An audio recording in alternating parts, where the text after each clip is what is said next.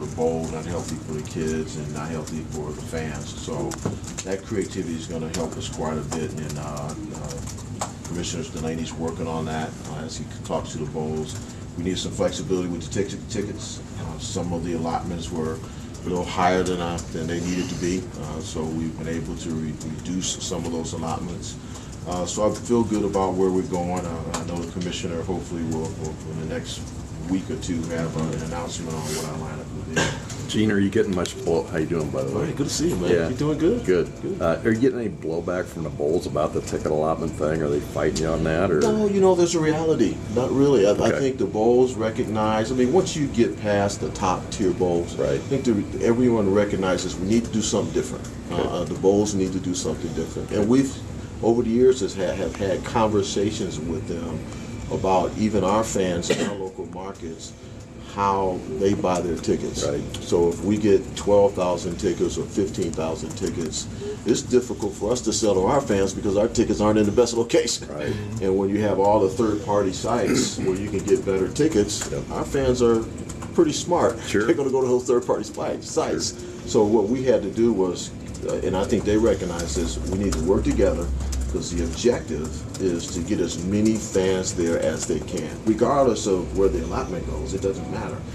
We got to get as many fans there as we can. So we didn't get much pushback. Okay. Are the payouts going to come down then?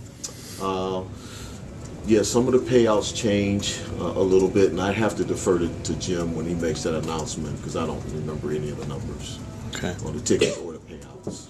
It was the one plays with the basketball came out, and obviously you guys are playing Michigan only once, Mhm. this year. Is there any talk between you and Dave to try to find a way to get a second game in Ann Arbor that is scheduled as a non-conference or something, or is the rivalry? Because other schools have done that. You guys don't have. Good for them. You guys don't have any interest in that. No, we don't. We really don't. We're going to play the schedule as it's assigned. And I haven't seen that. I've heard that's been said. I haven't seen that. We actually didn't talk basketball schedules in our meetings. Okay. So, but somebody did mention that came out, and I assume Rutgers said that. But we would not do that. We would schedule non-conference and try and manage around that. Missing Michigan the second time, yeah, it bothers us, but we're not going to follow the sword. We're not chicken. We're not going to do that. With all the talk of TV, whether it be Senator McCain or the O'Bannon suit, Right. how much is this economic business model going to change for college sports, or could it change in coming years? Good question. It could change. The O'Bannon decision in June, if it's a class action or not, that's a huge decision. How that goes will be significant. Senator McCain's legislation is significant. Can't project what will happen, but my guess is that sports sponsorship will have to be looked at. Significant effect on Title IX. There have to be reconsideration of that. The model will change drastically if we have to deal with that.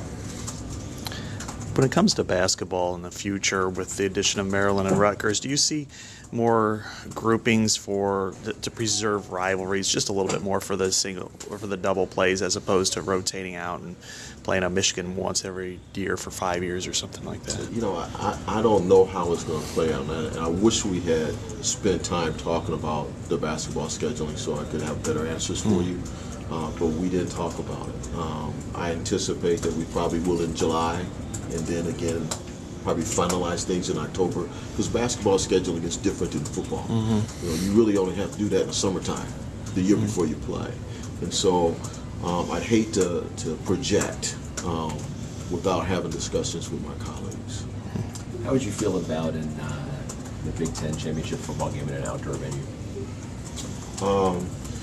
I'm not a fan. I never have been. I love Indianapolis. It's no secret. I love that facility. I love St. Elmo's. I got a weak spot. I love Ford Field. I love what Detroit has done with Ford Field and what they're continuing to do with the area contiguous to that facility. I'm one of those guys that believes that we have an obligation, a responsibility when we can to have a social consciousness and have an economic impact in the community that suffers. That's why when I was on the basketball committee, I thought it was so important for us to go back to New Orleans. And I feel that same way about Detroit. But I love the indoors. I mean, I'm one of those guys. Gene, with the price of the tickets now for a championship game, do you think the fans deserve to have a pleasant place to watch an event? That's a good point too. Yeah, I hadn't thought about that, but that's a good point too. I mean, I love Soldier Field. I mean, I'm a traditionalist. I love Soldier Field, and there's a place for that. Maybe that's more regular season with some of these neutral site games, in my view. But I think that the total package that we have to create that time of year around our championship game calls for it to be indoors. Some of my colleagues feel differently, and that's okay. But I think what you're trying to do is create that quality experience on all levels. And nice restaurants, easy to park, indoor, with your shades on. That's all good. That's all good. Gene, from a resources standpoint, do you and your colleagues feel like the Big Ten can compete? We hear about revenue, but obviously you're sponsoring more sports than a lot of schools in the SEC. Can you guys compete from a resource, revenue, financial standpoint with the SEC in football? I think we can. We all make the investments necessary in football.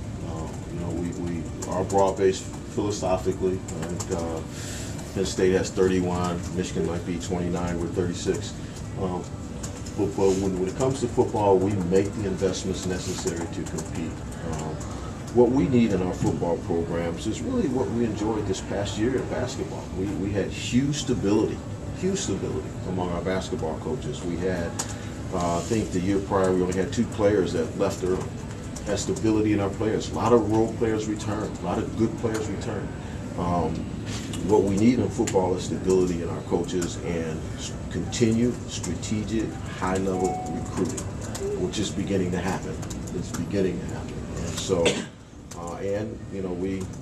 that part of that is recruiting in geographies where, frankly, the people are. We do not enjoy the environment that we had in the 70s and the 80s and in Michigan and even parts of Ohio or Pennsylvania and Illinois. It's just, the families aren't there. We got to go to where they are.